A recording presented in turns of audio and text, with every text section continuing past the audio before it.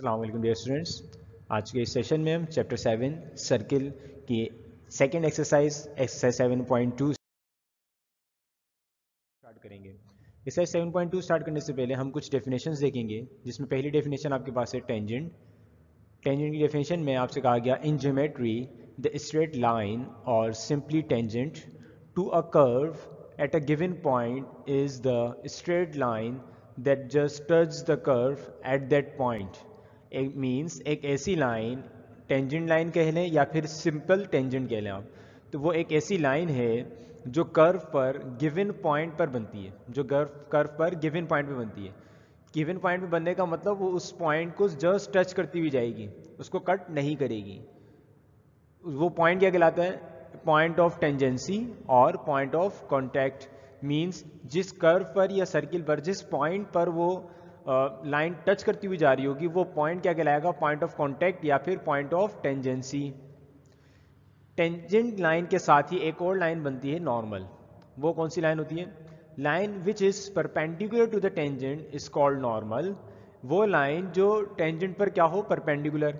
अब टेंजेंट पर परपेंडिकुलर होने के साथ साथ जरूरी है it passes through the same point as the tangent, वो उसी पॉइंट से पास हो जहां से टेंजेंट टच करता हुआ जा रहा है। तो नॉर्मल लाइन के लिए टेंजेंट पर सिर्फ परपेंडिकुलर होना काफी नहीं है।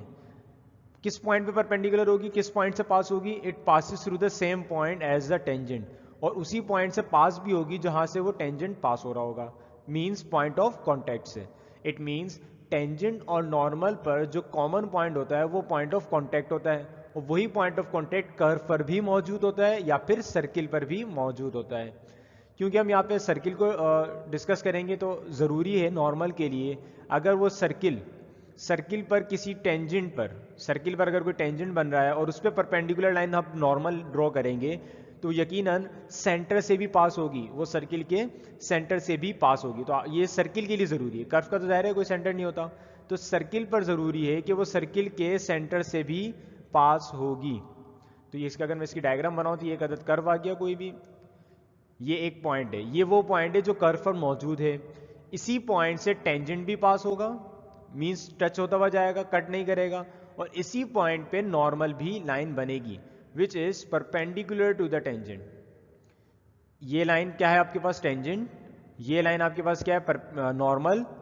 और ये दोनों आपस में क्या है? परपेंडिकुलर। सो नॉर्मल वो लाइन होती है जो टेंजेंट पर परपेंडिकुलर होती है, और टेंजेंट कौन सी लाइन होती है? वो लाइन जो कर्व को किसी एक पॉइंट पर टच करती हुई जाए।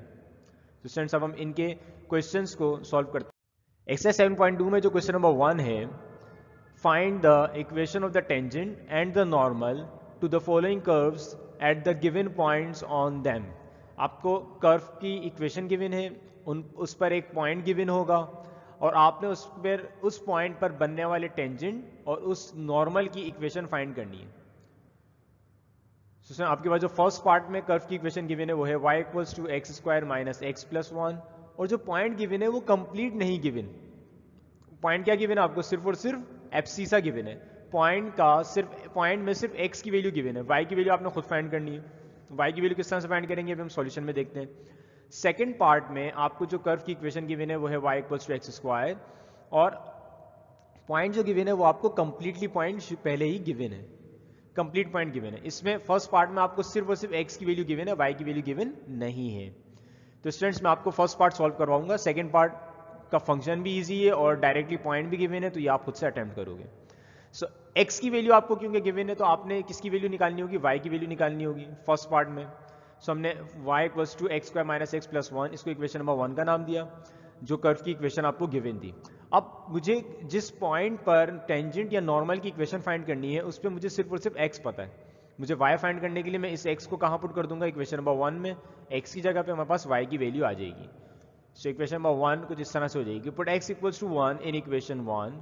इस x इक्वल्स टू 1 को इक्वेशन 1 में पुट कर रहा हूँ। So y equals to x square means 1 का square, minus x means 1 plus 1, इस माइनस 1 से प्लस 1 कैंसिल, 1 का स्क्वायर 1, y की वैल्यू आ गई 1। इट मीन्स जो पॉइंट ऑफ कॉन्टैक्ट है जहाँ पे टेंजेंट और नॉर्मल बन रहे हैं उसमें x की वैल्यू जो आपको गिवन थी 1, और y की वैल्यू क्या आ गई? 1। सो पॉइंट ऑफ कॉन्टैक्ट क्या आ गया आपके पास? Therefore point of contact is 1, 1। Students अगर इसको डायग्राम में मैं शो करूँ तो ये कोई एक कर्व है, जिसमें ये लाइन एक टेंजेंट बन रही है, ये लाइन परपेंडिकुलर है, और जो पॉइंट ऑफ कांटेक्ट आपके पास आया वो क्या है 1,1। स्टूडेंट्स ये इस फंक्शन का कर्व कुछ भी हो सकता है, इस फंक्शन का कर्व किसी भी तरह का हो सकता है। ये मैंने जनरल कर्व ही यूज कर लिया कि एक कर्व पर जो पॉइंट आ रहा है वो क्या आ रहा है 1,1, पॉइंट ऑफ कांटेक्ट दिखाना था बस मुझे इसमें।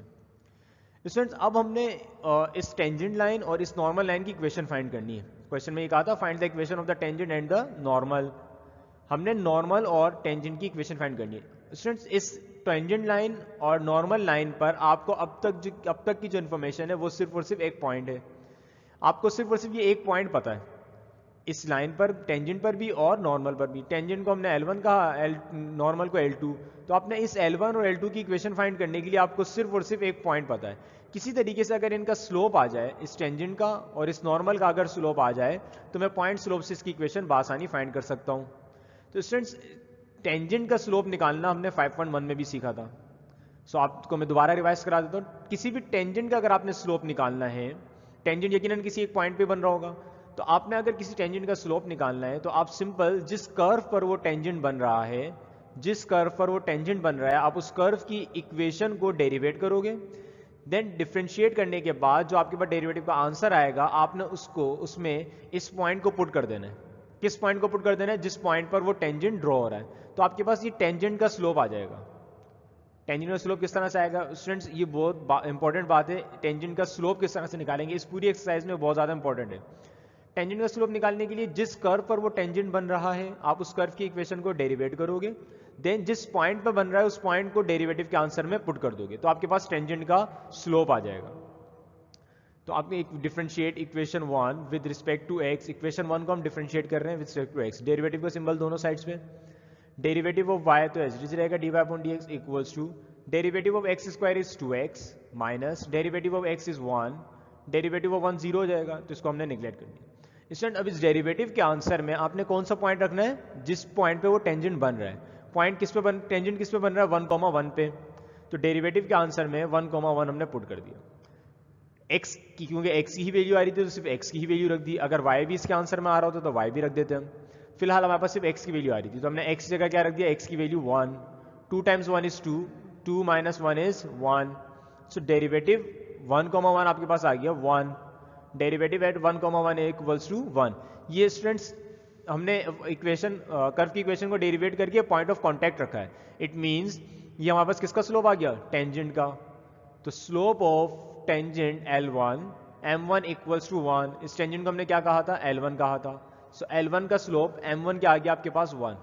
स्टूडेंट्स अब आप गौर करें, सो इस ये L1 टेंजेंट और L2 नॉर्मल, ये दोनों आपस में परपेंडिकुलर है। सो अगर मैं परपेंडिकुलर की स्लोप्स की कंडीशन लगा दूं तो मेरे पास L2 का भी स्लोप आ जाएगा। तो स्टूडेंट्स हम L2 का भी स्लोप फाइंड करेंगे। हम यहाँ स्टेटमेंट देंगे since normal is perpendicular to the tangent, क्योंकि नॉर्मल लाइन जो है वो किस पे परपेंडिकुलर है? टेंजेंट पे परपेंडिकुलर है। It means M1 multiply by M2 equals to -1। हमने टेंजेंट को क्या कहा था? L1, उसका स्लोप हो जाएगा M1। नॉर्मल को हमने कहा था L2, उसका स्लोप हो जाएगा M2। सो स्टूडेंट्स M1 की वैल्यू तो हम फाइंड कर चुके हैं, टेंजेंट का स्लोप हमारे पास 1 आ चुका है, multiply by M2 equals to -1। M2 1 से मल्टीप्लाई होगा, M2 as it is. So slope of normal जो है L2 वो M2 आ जाएगा -1। स्टूडेंट्स L1 और L2 की इक्वेशंस, L1 और L2 के स्लोप्स हमारे पास आ गए। पॉइंट ऑफ कांटेक्ट तो हम पहले ही फाइंड कर चुके हैं 1,1। सो अब हम इक्वेशन ऑफ टेंजेंट्स फाइंड करेंगे। इक्वेशन ऑफ टेंजेंट के लिए हमारे पास पॉइंट कौन सा है उस टेंजेंट लाइन पर? 1,1। और स्लोप क्या आया था हमारे पास? 1। तो हम पॉइंट स्लोप फॉर्मूले का रेफरेंस देंगे y minus y1 equals to mx minus x1। y minus y1 point of contact था हमारे पास 1 1, तो इस x1 की जगह भी 1, y1 की जगह भी 1, और स्लोप कितना आया? वो भी 1। टेंजेंट का स्लोप क्या आया था? 1। नॉर्मल का -1 आया। So y minus 1 as it is, x minus 1 से मल्टीप्लाई होगा तो वो भी एज इट इज। अब इस -1 से ये -1 कैंसिल हो जाएगा। सो आपके पास बचेगा y इक्वल्स टू x, और अगर मैं इसको अरेंज कर लूँ सो y यहाँ आकर नेगेटिव हो जाएगा। Means x minus y equals to 0। ये आपके पास इक्वेशन आ गई L1 की। L1 हमने किसको कहा था? टेंजेंट को। So equation of tangent is L1 x minus y equals to 0। Students अब हमने नॉर्मल लाइन की इक्वेशन मालूम करनी है। नॉर्मल क्योंकि सेम पॉइंट से पास हो रहा होता है, सेम पॉइंट ऑफ कॉन्टेक्ट से पास होता है, मीन्स 1,1 उस नॉर्मल पर भी मौजूद है, और उसका स्लोप क्या आया नॉर्मल का? -1। तो सेम हमने यही फॉर्मूला दोबारा यूज करना है इक्वेशन ऑफ नॉर्मल के लिए, y minus y one equals to m x minus x one, y minus y one is one, x one is one, slope normal का स्लोप क्या आया था हमारे पास -1, सो -1, y -1 एक्स से मल्टीप्लाई होगा -1 टाइम्स -1 इज +1, इसको अरेंज कर लेंगे, सो -x यहाँ के प्लस होगा तो ये जाएगा x प्लस वाई और प्लस का 1 यहाँ के माइनस होगा तो -1 -2, सो इक्वेशन आपके पास जो नॉर्मल की आ गई वो है x plus y -2 equals to 0।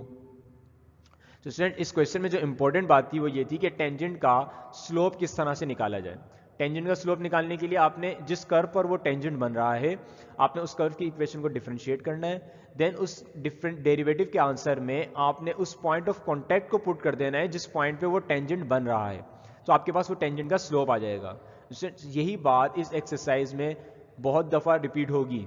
Next question में भी इवन हम टेंजेंट के स्लोप्स निकालेंगे। सो हम नेक्स्ट क्वेश्चन की तरफ मूव करते हैं। ये आपको इक्वल्स टू 0। सेकेंड क्वेश्चन जो है आपके पास है, find the measure of the angle between each of the following pair of curves. It means आपके पास जो तमाम क्वेश्चन नीचे जो गिवन क्वेश्चंस में दो कर्व्स की इक्वेशन गिवन है, आपने उन दोनों के दरमियान, उन कर्व्स के दरमियान आपने स्लोप फाइंड करना है, उन कर्व्स के दरमियान आपने स्लोप फाइंड करना होगा। सो पार्ट 1 में जो आपको दो कर्व्स की इक्वेशन गिवन है वो है x equals to y square और सेकेंड गिवन है x equals to 2y square minus 3y plus 2। Second part में जो आपको कर्व की इक्वेशंस गिवन है वो है y equals to 2x square, y equals to x square plus 2x minus 1। Students ये दोनों कर्व जो हैं ये दोनों कर्व यकीनन कुछ पॉइंट्स पर इंटरसेक्ट कर रहे होंगे जहां पर एंगल भी बन रहा होगा। जाहिर है अगर ये दोनों कर्व एक दूसरे को इंटरसेक्ट ना करें तो एंगल ही ना बने, तो हमने पहले इन दोनों के इंटरसेक्शन पॉइंट को निकालना होगा। हिंट आपको जो इस क्वेश्चन में गिवन है वो है angle between the curves equals to angle between their tangents at the point of contact. Angle between curves, curve के दरमियान जो एंगल होगा वो बराबर होगा, किसके बराबर होगा? एंगल बिटवीन देयर टेंजेंट्स, उनके बनने वाले टेंजेंट्स के दरमियान जो एंगल होगा वही एंगल किसका होगा? कर्व्स का होगा। टेंजेंट्स कौन से पॉइंट पे बन रहे होंगे? Eight the point of contact. It means ये कहना चाह रहे हैं कि कर्व के दरमियान जो एंगल होगा, उन कर्व के दरमियान जो दो कर्व के दरमियान एंगल होगा वही एंगल उस पॉइंट पर, उस पॉइंट ऑफ कांटेक्ट पर बनने वाले टेंजेंट्स के दरमियान जो एंगल होगा दोनों का एंगल सेम होगा, बराबर होगा, इक्वल होगा। कर्व के दरमियान एंगल और टेंजेंट्स के दरमियान एंगल सेम होगा। इट मींस आपने टेंजेंट्स के दरमियान एंगल अगर फाइंड कर लिया तो वही एंगल किसका हो जाएगा? कर्व का भी हो जाएगा। सो सॉल्यूशन क्वेश्चन नंबर 2 के पार्ट 1 में जो हमें इक्वेशंस गिवन है वो x equals to y square, इसको हमने इक्वेशन नंबर 1 कहा। जो सेकंड कर्व की इक्वेशन गिवन है हमने इसको x equals to y square minus 3y plus 2, इसको इक्वेशन नंबर 2। ये आपके पास आ गया कर्व 1, इसको हमने C1 कह दिया। ये आपके पास आ गया कर्व 2 विच इज C2।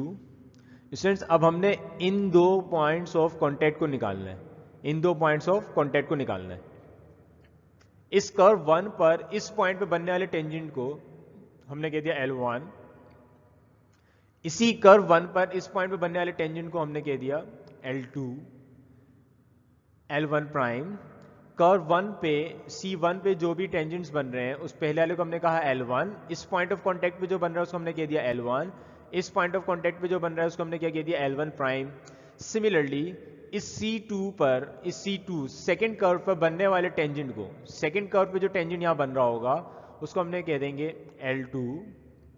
ये आपके पास आ गया L2, और सेकेंड कर्व पर ही जो इस पॉइंट ऑफ इंटरसेक्शन पे टेंजेंट बनेगा उसको हमने कह दिया L2 प्राइम। तो स्टूडेंट्स आपने इस डायग्राम को जहन में रखना है। C1 कर्व 1 पे जो दो टेंजेंट बन रहे हैं वो है L1 और L1 प्राइम, और कर्व 2 इस C2 पर जो टेंजेंट बन रहे हैं इस पॉइंट पे बनने वाला टेंजेंट L2, इस पॉइंट पे बनने वाला टेंजेंट L2 प्राइम। इस डायग्राम को समझना बहुत जरूरी है। इस C1 और C2 पे दो पॉइंट इंटरसेक्ट करेंगे, दो इंटरसेक्शन पॉइंट मिल रहे हैं आपको। तो ये दो इंटरसेक्शन पॉइंट जो आपको मिल रहे हैं, इस पर पहले पॉइंट ऑफ इंटरसेक्शन पे बनने वाला C1 पे जो टेंजेंट बन रहा है पहले पॉइंट ऑफ इंटरसेक्शन पे वो L1, और C2 पे जो पहले पॉइंट ऑफ इंटरसेक्शन पे टेंजेंट बन रहा है उसको L2। Second point of intersection पे C1 पे बनने वाला टेंजेंट जो है वो L1 प्राइम, और C2 पे बनने वाला टेंजेंट जो है वो L2 प्राइम। सो हमें L1 L2 के दरमियान एंगल चाहिए और L1 प्राइम और L2 प्राइम के दरमियान एंगल चाहिए। यही एंगल जो L1 और L2 के दरमियान बनेगा वही एंगल C1 और C2 का होगा, और L1 प्राइम और L2 प्राइम के दरमियान जो एंगल बनेगा वही एंगल C1 और C2 का होगा इस पॉइंट पर, सेकेंड पॉइंट पर। तो स्टूडेंट्स क्योंकि हमें L1 और L2 का इंटरसेक्शन, L1 और L2 के दरमियान स्लोप चाहिए, एंगल चाहिए, तो मुझे इनके स्लोप भी फाइंड करने होंगे। लेकिन मैं इन टेंजेंट्स का स्लोप कब तक फाइंड नहीं कर सकता, जब तक कि मेरे पास पॉइंट ऑफ कांटेक्ट ना आ जाए। पॉइंट ऑफ कांटेक्ट मींस मुझे इन C1 और C2 के पॉइंट ऑफ इंटरसेक्शन चाहिए, मुझे C1 और C2 के पॉइंट ऑफ इंटरसेक्शन चाहिए, क्योंकि इसी C1 और C2 के पॉइंट ऑफ इंटरसेक्शन पे तो ये टेंजेंट्स ड्रॉ हो रहे हैं। सो टेंजेंट जिस पॉइंट पे ड्रॉ होते हैं वो क्या कहलाते हैं, पॉइंट ऑफ कांटेक्ट। और यही पॉइंट ऑफ कांटेक्ट C1 और C2 का क्या है, इंटरसेक्शन पॉइंट। तो पहले हम C1 और C2 के इंटरसेक्शन पॉइंट्स को फाइंड करेंगे। स्टूडेंट्स इंटरसेक्शन पॉइंट फाइंड करने के लिए जिस तरह हम लाइंस के इंटरसेक्शन पॉइंट फाइंड करते थे, हम लाइन की दोनों इक्वेशंस को साइमल्टेनियसली सॉल्व कर देते थे। एलिमिनेशन मेथड या फिर सब्स्टिट्यूशन मेथड से हम सॉल्व करके एक्स और वाई की वैल्यू निकालते थे। वो आपके पास होते थे points of intersection of lines. Same method से हम कर्व के भी पॉइंट ऑफ इंटरसेक्शंस फाइंड करेंगे। कर्व के पॉइंट ऑफ इंटरसेक्शन फाइंड करने के लिए आपके पास जो दो इक्वेशंस गिवन है, x equals to y square, x equals to 2y square minus 3y plus 2, इन दोनों इक्वेशंस को हम साइमल्टेनियसली सॉल्व करके x और y की वैल्यू फाइंड करेंगे। तो साइमल्टेनियसली सॉल्व करने के लिए आप चाहें तो इन दोनों इक्वेशंस को सब्ट्रैक्ट करा दें, x कैंसिल हो जाएगा, y स्क्वायर में दो टर्म्स आ जाएंगी, y की दो वैल्यूज आ जाएंगी, या इन अदर वर्ड्स इस x की वैल्यू y स्क्वायर को आप इक्वेशन 2 में पुट कर दें। सब्स्टिट्यूशन मेथड से भी कर सकते हैं। So put equation 1 in equation 2, हम इस इक्वेशन 1 को इक्वेशन 2 में पुट कर रहे हैं, सब्स्टिट्यूशन मेथड यूज करना है। तो x equals to y square, x किसके बराबर है, y स्क्वायर के बराबर, तो इस x की जगह पे आ जाएगा y square equals to 2y square minus 3y plus 2 as it is y square 2y square. ये y स्क्वायर जब यहाँ के माइनस होगा तो 2y square minus y square is y square minus 3y plus 2 equals to 0 as it is. Students ये y square यहाँ के minus होगा, बाकी तमाम टर्म्स एज इट इज। अब ये क्वाड्रेटिक इक्वेशन फैक्टराइजेबल है कौन कौन सी टर्म्स में, 2 और 1 में। So first term as it is, last term as it is, middle term को आपने ब्रेक कर दिया 2 और 1 में, बड़ी वैल्यू को मिडिल टर्म का साइन, स्मॉल वैल्यू को मल्टीप्लाई करा के minus plus minus. First two terms में से y कॉमन आ रहा है, y माइनस 2 बचेगा, माइनस 1 कॉमन आ रहा है सेकंड टू टर्म्स में से, तो y माइनस 2 इक्वल्स टू 0। अब y माइनस 2 मजीद कॉमन आ रहा है, फर्स्ट टर्म में y बचेगा, सेकंड में minus 1 equals to 0, y minus 2 0 1 के बराबर अलग और y माइनस 1 0 के बराबर अलग, y की वैल्यू 2 यहाँ से और यहाँ से y की वैल्यू 1 आ गई। स्टूडेंट्स y की दो वैल्यूज आई हैं, इट मीन्स दो पॉइंट इंटरसेक्शन होंगे, एक y की वैल्यू 2 यहाँ की आ गई और एक y की वैल्यू 1 यहाँ की आ गई। अब हमें इन पॉइंट इंटरसेक्शन की x की वैल्यूज भी फाइंड करना है, तो मैं इन y की वैल्यूज को कहाँ पुट करूंगा, इक्वेशन 1 में या 2 में, किसी में भी पुट करके मैं इस x की वैल्यूज को फाइंड कर सकता हूँ। सो इक्वेशन 1 में पुट करने से ज़्यादा आसानी से काम हो जाएगा हमारा। तो हम इक्वेशन 1 जो हमारे पास x equals to y square है, इसमें हम बारी बारी y की वैल्यू 2 और y की वैल्यू 1 को पुट करेंगे। So equation 1 becomes when y equation 1 के आपके पास x equals to y square, when y equals to 2, तो हम इस y की जगह क्या रख देंगे, 2 को पुट कर देंगे। x इक्वल्स टू 2 का स्क्वायर मीन्स 4, x की वैल्यू क्या आ गई 4, इट मीन्स y की वैल्यू जब 2 थी तो x की वैल्यू क्या है 4। सो हमारे पास एक पॉइंट ऑफ इंटरसेक्शन आ गया, एक पॉइंट ऑफ इंटरसेक्शन हमारे पास क्या आ गया 4, 2, therefore point of contact P1 is 4, 2। Equation 1 becomes, अब इक्वेशन 1 में हम y की सेकंड वैल्यू विच इज 1 वो पुट करेंगे।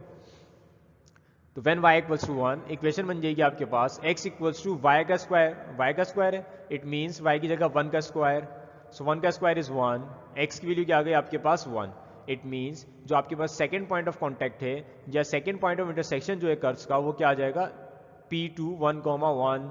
अगर मैं इन पॉइंट्स को आपको ग्राफ में शो कराऊं तो आपके पास ग्राफ कुछ इस तरह से बन रहा होगा, जो डायग्राम बन रही होगी, इसमें पहला पॉइंट हमने कह दिया 4, 2 और सेकंड पॉइंट को हमने क्या कह दिया 1, 1। स्टूडेंट्स अब आपने इन पॉइंट्स पर बनने वाले इन टेंजेंट्स का, इस पॉइंट पर बनने वाले इन टेंजेंट्स का स्लोप चाहिए।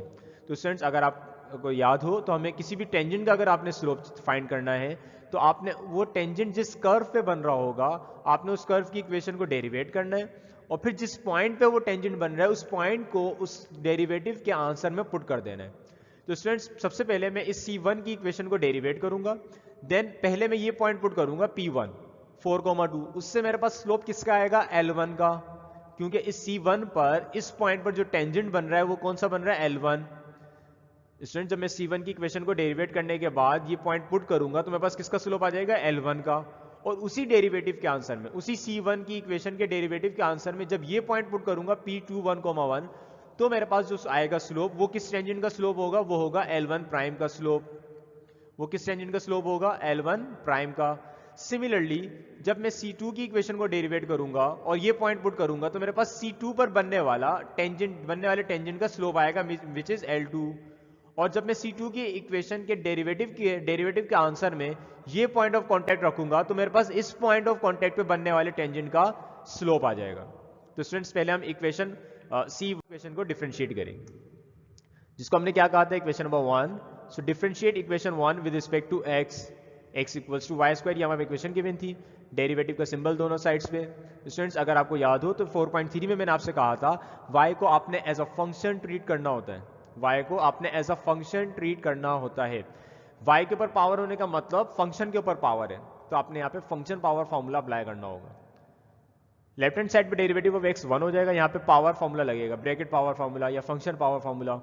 ये पावर पहले आ जाएगी 2, पावर में से -1, 2 - 1 इज 1। फिर इस फंक्शन का डेरिवेटिव मींस इस y का डेरिवेटिव लेना है आपने, डेरिवेटिव dy/dx। सो डेरिवेटिव, अब आपके पास डेरिवेटिव का आंसर आ जाएगा 1, ये 2y यहाँ मल्टीप्लायर आ जाएगा, डिवाइड हो जाएगा। सो डेरिवेटिव बराबर आ जाएगा 1/2y। स्टूडेंट्स ये आपने कर्व 1 की इक्वेशन को डिफरेंशिएट करा है। अब हम जब P1 और P2 बारी बारी रखेंगे तो कर्व 1 पर ही बनने वाले टेंजेंट्स का स्लोप आएगा। ये आपके पास आ गया कर्व 1 की इक्वेशन, ये हमने इस कर्व की इक्वेशन को डेरिवेट करा है। अब जब मैं इस पॉइंट को पुट करूंगा तो कर्व 1 पे बनने वाले टेंजेंट मींस L1 का स्लोप आएगा। सो डेरिवेटिव में अब मैं पॉइंट पुट कर रहा हूँ 4,2, ये पहला पॉइंट।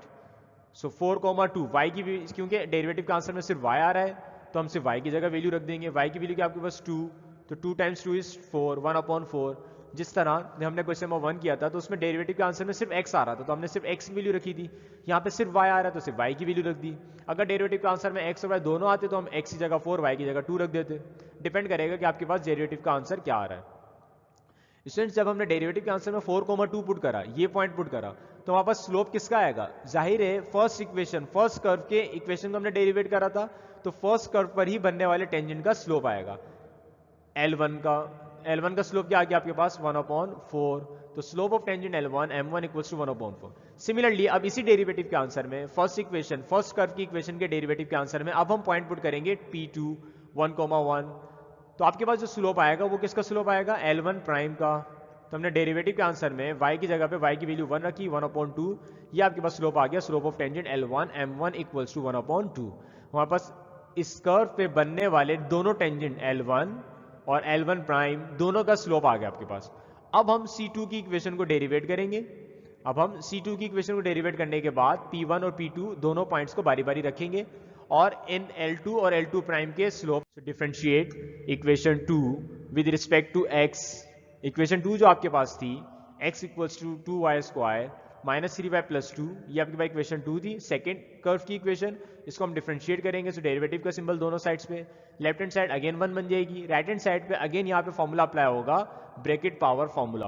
और इस y का डेरिवेटिव क्या हो जाएगा, dy/dx, या फिर आप चाहें तो y प्राइम भी लिख सकते हैं।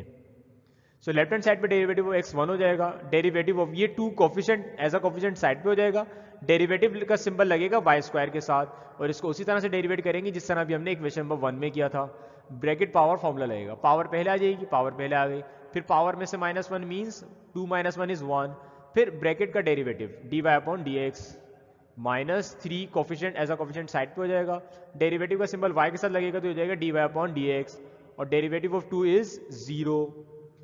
स्टूडेंट्स अब जो आपके पास बन जाएगा 1 equals to 2 × 2 4y dy/dx -3 dy/dx। अब इस राइट हैंड साइड में से dy/dx को हम कॉमन ले लेंगे। सो ये जाएगा 1 dy/dx कॉमन ले लिया, फर्स्ट टर्म में बचेगा 4y, सेकंड में -3। सो अब डेरिवेटिव का आंसर आ जाएगा 1/4y -3, ये 4y -3 में जाकर डिवाइड हो जाएगा। सो डेरिवेटिव का आंसर आ गया 1/4y -3। स्टूडेंट्स अब ये सेकंड कर्व की इक्वेशन को हमने डेरिवेट करा है, ये जो डेरिवेटिव का आंसर आ रहा है कौन सी कर्व की इक्वेशन का आ रहा है, सेकंड कर्व की इक्वेशन का। अब मैं जब सेकंड कर्व की इक्वेशन में इस P1 को पुट करूंगा तो मेरे पास स्लोप आएगा किसका, इस L2 का। स्लोप मेरे पास किसका आएगा, इस L2 का। तो सेकंड कर्व की इक्वेशन के डेरिवेटिव के आंसर में हम पॉइंट P1 4,2 पुट कर रहे हैं। सो इस अगेन डेरिवेटिव के आंसर में जस्ट y आ रहा है तो सिर्फ y की वैल्यू पुट कर देंगे, y की जगह क्या रख दिया हमने 2, y की वैल्यू क्या थी 2। सो 1/4 × 2 is 8, 8 - 3 इज 1/5 बन जाएगा। डिनोमिनेटर में क्या आएगा 5, तो स्लोप ऑफ टेंजेंट L2, इस टेंजेंट का स्लोप आया हमारे पास, क्योंकि ये टेंजेंट कहाँ बन रहा है कर्व 2 पर, तो हमने कर्व 2 की इक्वेशन को डेरिवेट करके जब इस पॉइंट को पुट करा तो इस पॉइंट पे बनने वाले टेंजेंट का स्लोप आ गया। सिमिलरली अब मैं डेरिवेटिव सेकंड कर्व के डेरिवेटिव के आंसर में जब P2 1,1 पुट करूंगा तो मेरे पास कर्व 2 पर बनने वाले इस टेंजेंट का स्लोप आ जाएगा L2 प्राइम का। तो डेरिवेटिव के आंसर में अब हमने पॉइंट पुट करा 1,1, सो ये आपके पास आ गया 4 times 1 is 4 minus 3 is 1, 1/1 is 1। ये आपके पास स्लोप आ गया किसका, L2 prime means M2 prime का। स्टूडेंट्स अब हम इन दोनों टेंजेंट्स के दरमियान एंगल फाइंड करेंगे और इन दोनों टेंजेंट्स के दरमियान एंगल फाइंड करेंगे, क्योंकि हमारे पास इस L1 और L2 के स्लोप्स आ चुके हैं। तो किसी भी दो लाइंस के दरमियान, ये टेंजेंट्स एक टेंजेंट्स लाइन भी तो है जिन्हें हम टेंजेंट लाइन भी कहते हैं, तो इन टेंजेंट्स के दरमियान अगर आपने स्लोप फाइंड करना है, एंगल फाइंड करना है, तो इनके स्लोप्स पता होने चाहिए थे। वो स्लोप्स हम फाइंड कर चुके हैं। हम L1 L2 के भी स्लोप्स फाइंड कर चुके हैं और L1 प्राइम L2 प्राइम के भी स्लोप्स फाइंड कर चुके हैं। तो स्टूडेंट्स अब हम मालूम करेंगे L1 और L2 के दरमियान एंगल। स्टूडेंट्स एंगल हम जब भी मालूम करते हैं वो एंटी क्लॉकवाइज मालूम करते हैं। इट मींस मुझे एंगल मालूम करना है L2 से L1 तक का। मुझे एंगल कौन सा मालूम करना होगा, L2 से L1, और L1 और L2 के हमारे पास स्लोप्स गिवन है। स्लोप्स हमारे पास L1 का स्लोप भी आया था, हमारे पास L2 का स्लोप भी आया। तो स्टूडेंट्स अब हम एंगल की तरफ, एंगल फाइंड करने की तरफ जाएंगे। Angle between C1 and C2 at 4,2, उन टेंजेंट्स के दरमियान जो एंगल होगा वही एंगल कर्व के दरमियान भी होगा। तो हमने वही स्टेटमेंट दिया यहाँ पे, angle between C1 and C2 at 4,2। So angle मालूम करने का, टेंजेंट्स के दरमियान एंगल मालूम करना है, तो हमारा फॉर्मूला क्या होगा टेंजेंट का, लाइंस के दरमियान एंगल मालूम करने का फॉर्मूला जो हमने चैप्टर 2 में भी पढ़ा, tan theta equals to m1 minus m2 upon 1 plus m1 m2। So students m1 की वैल्यू आपके पास 1/4, m2 की वैल्यू 1/5, 1 प्लस m1 1/4, m2 1/5। इसको जब हम सिंप्लीफाई करेंगे तो आपके पास एलसीएम 1/4 माइनस 1/5 का एलसीएम आ जाएगा 1/20, 1 प्लस इसको मल्टीप्लाई कराएंगे तो 1/20, 1/20 न्यूमिनेटर में एज इट इज, डिनोमिनेटर में 20 टाइम्स 1 इज 20 प्लस 1 21/20, इस 20 से 20 कैंसिल, सो आपके पास आंसर आ गया 1/21। So tangent theta equals to 1/21। मुझे एंगल चाहिए तो 10 वहां जाके इनवर्स हो जाएगा, theta equals to tangent inverse 1/21। ये आपके पास डायग्राम्स आ गई। ये वो स्लोप से जो आप पहले फाइंड कर चुके हो, वो हमने स्लोप्स की वैल्यूज यहाँ पुट कर दी। सो अब ये जो एंगल आ रहा है आपके पास टेंजेंट इनवर्स 1/21, क्योंकि आपने L1 और L2 के दरमियान एंगल फाइंड किया है। आपने किसके दरमियान एंगल फाइंड किया, L1 और L2 के दरमियान।